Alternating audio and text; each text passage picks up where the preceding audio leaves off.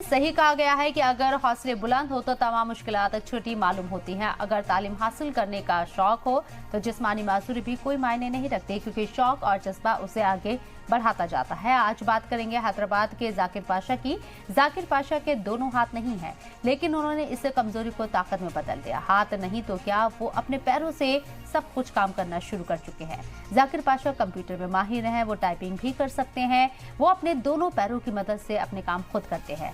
माजूरी कभी भी उनकी तालीम में रुकावट नहीं बनी है, लेकिन सबसे अफसोस की बात यह है कि जाकिर नौकरी की तलाश में है और तकरीबन 2019 से दरबदर भटक रहे हैं ताकि उन्हें कोई जॉब मिल जाए। इस हवाले से वो 3 बार साबिक वज़ीर आला केसीआर से जनता दरबार में मिलने की कोशिश कर चुके हैं, लेकिन केसीआर से मुलाकात नहीं हो सकी और अब जाकिर पाशा को यहाँ नए सीएम रेवंत रेड्डी से उम्मीद है। जाकिर पाशा तेलंगाना के सीएम से मिलकर अपनी मुश्किलात और मसाइल को सीएम के साथ शेयर करना चाहते हैं।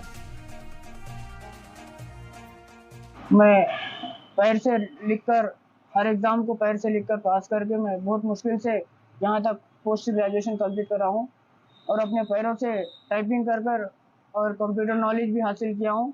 शॉर्ट हैंड भी सीखा हुआ हूँ। स्पेशली कंप्यूटर कोर्स में पीजीडीसी एंड टैली कंप्लीट कर चुका हूँ। 2019 से मैं अभी तक कलेक्टर के ऑफिस में राउंड मारते रहा हूँ।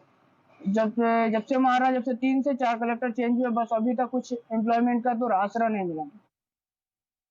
हिम्मत मर्दा मदद खुदा, शायद इस बच्चे ने पूरी ताकत से उस पर अमल किया है और आप देख लिए कि किस तरीके से वो कंप्यूटर चला रहा था और किस तरीके से अपनी पैरों के जरिए ड्राइंग कर रहा था। इसे देखकर उसके माँ बाप काफी खुश हुए और उसे दिन भर के दुआएं दिए। आज वो अपने पैरों पर खड़ा है, लेकिन वो सीएम से मिलकर ये बताना चाहता है कि वो नौकरी का हकदार है। हैंडीकैप कोटे में उसे नौकरी देना चाहिए। जिस तरह प्रजा दरबार लगाकर सीएम ने तमाम लोगों की बात सुनी, उसी तरह इनकी भी बात सुनी जाए। इनकी एक ही ख्वाहिश है कि सीएम से मिले और अपनी नौकरी का जो उसका हक है उसकी मांग करे। कैमरामैन के साथ मैं मीर मदनी बाकरी, सलाम टीवी, हैदराबाद।